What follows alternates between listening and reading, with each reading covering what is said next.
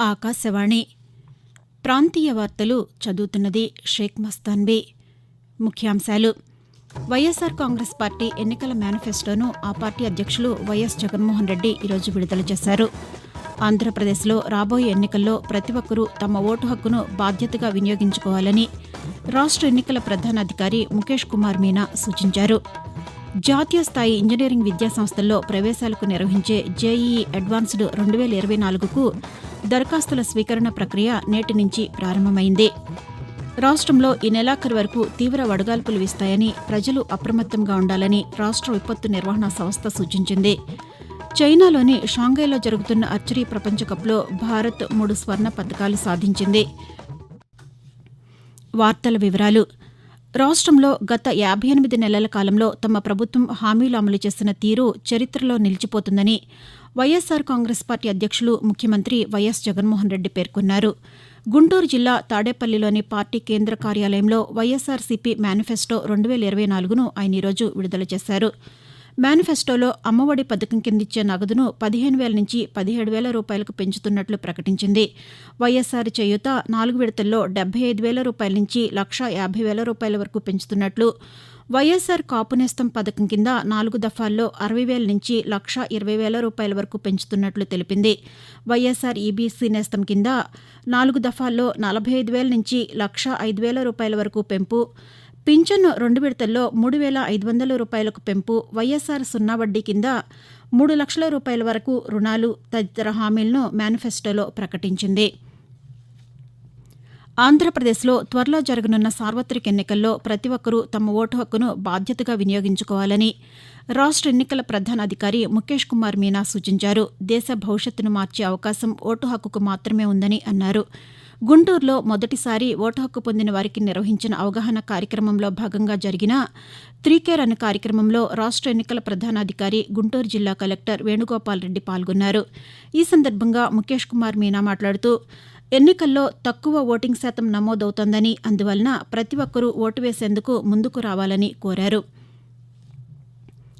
పింఛన్ల పంపిణీపై రాష్ట్ర ప్రభుత్వానికి ఎన్నికల సంఘం ఆదేశాలు జారీ చేసింది. ఎన్నికల నియమావళి అమలు దృష్ట్యా లబ్దిదారులకు ఇబ్బంది లేకుండా చూడాలని కోరింది. మార్చి 30వ తేదీన జారీ చేసిన పింఛన్ సహా నగదు బదిలీ పథకాలకు అనుసరించాల్సిన మార్గదర్శకాలను వాస్తవిక దృష్టితో ఆలోచించి అమలు చేయాలని ప్రభుత్వ ప్రధాన కార్యదర్శి కెఎస్ జవహర్ రెడ్డికి సూచించింది. పింఛన్ల ఇంటింటి పంపిణీకి వాలంటీర్లకు ప్రత్యామ్నాయంగా ప్రభుత్వ ఉద్యోగులను వినియోగించుకోవాలని ఎన్నికల సంఘం ఆదేశించింది.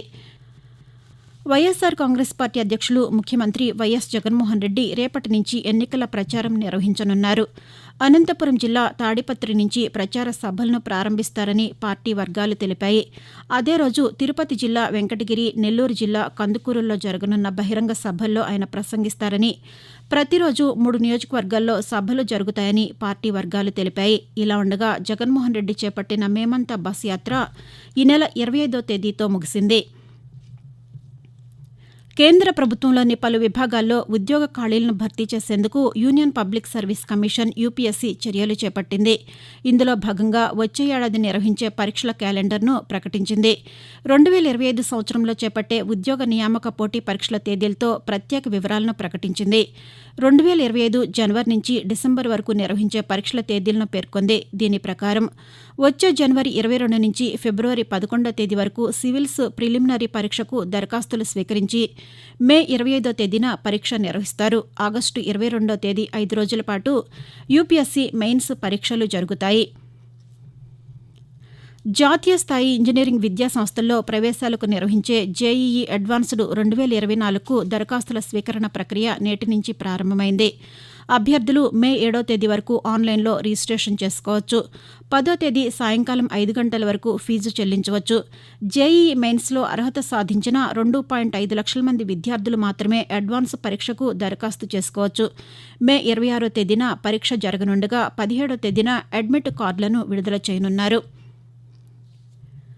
ఆకాశవాణి ప్రాంతీయ వార్తలు వింటున్నారు. రాష్ట్రంలో వడగాల్పుల తీవ్రత రోజురోజుకు తీవ్రమవుతోంది. సగానికి పైగా జిల్లాల్లో వడగాల్పులు ప్రజల్ని ఉక్కిరిబిక్కిరి చేస్తున్నాయి. పలుచోట్ల 42 నుంచి 45 డిగ్రీల ఉష్ణోగ్రతలు నమోదవుతున్నాయి. ఈ పరిస్థితి నెలాఖరు వరకు కొనసాగనుందని భారత వాతావరణ శాఖ తెలిపింది. ఈరోజు 64 మండలాల్లో తీవ్ర వడగాల్పులు, 183 మండలాల్లో వడగాల్పులు వీస్తాయని, ప్రజలు అప్రమత్తంగా ఉండాలని రాష్ట్ర విపత్తు నిర్వహణ సంస్థ సూచించింది. చైనాలోని షాంఘైలో జరుగుతున్న ఆర్చరీ ప్రపంచ కప్లో భారత్ 3 స్వర్ణ పతకాలు సాధించింది. భారత్కు చెందిన వెన్నం జ్యోతి సురేఖ, అదితి గోపీచంద్ స్వామి, పర్నీత్ కౌర్ మహిళల బృందం ఫైనల్లో ఇటలీని 236-225తో ఓడించి స్వర్ణ పతకం సాధించారు. కాంపౌండ్ మిక్స్డ్ టీమ్ ఫైనల్లో జ్యోతి సురేఖ వెన్నం, అభిషేక్ వర్మ జంట 158-157తో ఎన్స్టోనియాను ఓడించి స్వర్ణాన్ని గెలుచుకోవడంతో భారత్ 3వ స్వర్ణ పతకం సాధించింది.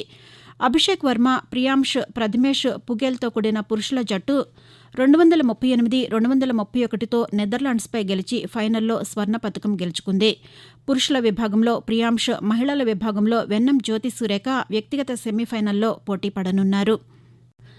రాష్ట్ర, జిల్లా స్థాయిల్లోని ప్రభుత్వ కార్యాలయాల్లో పనిచేస్తున్న కాంట్రాక్టు ఉద్యోగుల పదవీ కాలాన్ని మరో ఏడాది పొడిగిస్తూ రాష్ట్ర ఆర్థిక శాఖ ఉత్తర్వులిచ్చింది. ఈ ఏడాది మార్చితోనే వారి గడువు ముగియగా ఆయా విభాగాధిపతుల విజ్ఞప్తి మేరకు వచ్చే ఏడాది మార్చి 31వ తేదీ వరకు పొడిగించినట్లు పేర్కొంది. ప్రభుత్వ రంగ సంస్థ Indian renewable energy development agency IREDA కేంద్ర ప్రభుత్వం నుంచి నవరత్న హోదా అందుకుంది. దీంతో IRDA కేంద్ర అనుమతి అవసరం లేకుండానే 1000 కోట్ల రూపాయల వరకు నిధులు సమకూర్చుకోవచ్చు. పారిశ్రామిక రంగంలో మినీరత్న, నవరత్న, మహారత్న అనే హోదాలు ఉంటాయి. IREDA 2015లో మినీరత్న హోదా అందుకుంది. ప్రస్తుతం దేశవ్యాప్తంగా 17 ప్రభుత్వ రంగ సంస్థలకు నవరత్న హోదా ఉంది. రైలు ప్రయాణికులకు కేవలం ₹20కే భోజనం అందించే పథకాన్ని 100 స్టేషన్లకు పెంచుతున్నట్లు రైల్వే శాఖ తెలిపింది. ప్రస్తుతం దేశవ్యాప్తంగా 51 స్టేషన్లలో ఈ కార్యక్రమం నడుస్తోంది. రైళ్ల జనరల్ క్లాసు బోగీలు ఆగే చోట ఈ కౌంటర్లను ఏర్పాటు చేసినట్లు వివరించింది. ₹20కి భోజనంతో పాటు ₹50కి అల్పాహారాన్ని పరిశుభ్రంగా అందరికీ అందుబాటు ధరల్లో ఇస్తున్నామని ఒక ప్రకటనలో తెలియజేసింది. ప్రజాస్వామ్యం గొప్పదనాన్ని కాపాడాలని ఆంధ్రప్రదేశ్ ఎన్నికల పోలీస్ పరిశీలకులు దీపక్ మిశ్రా పేర్కొన్నారు.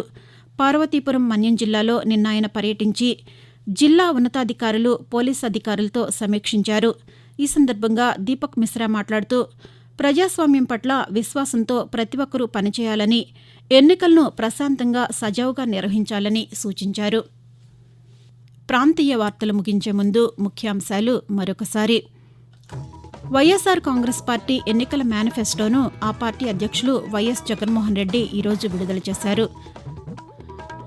ఆంధ్రప్రదేశ్లో రాబోయే ఎన్నికల్లో ప్రతి ఒక్కరూ తమ ఓటు హక్కును బాధ్యతగా వినియోగించుకోవాలని రాష్ట్ర ఎన్నికల ప్రధాన అధికారి ముఖేష్ కుమార్ మీనా సూచించారు. జాతీయ స్థాయి ఇంజనీరింగ్ విద్యా సంస్థల్లో ప్రవేశాలకు నిర్వహించే జేఈఈ అడ్వాన్స్డ్ 2024కు దరఖాస్తుల స్వీకరణ ప్రక్రియ నేటి నుంచి ప్రారంభమైంది. రాష్ట్రంలో ఈ నెలాఖరు వరకు తీవ్ర వడగాల్పులు వీస్తాయని, ప్రజలు అప్రమత్తంగా ఉండాలని రాష్ట్ర విపత్తు నిర్వహణ సంస్థ సూచించింది. చైనాలోని షాంఘైలో జరుగుతున్న ఆర్చరీ ప్రపంచ కప్లో భారత్ 3 స్వర్ణ పతకాలు సాధించింది. ఆకాశవాణి ప్రాంతీయ వార్తలు ఇంతటితో సమాప్తం.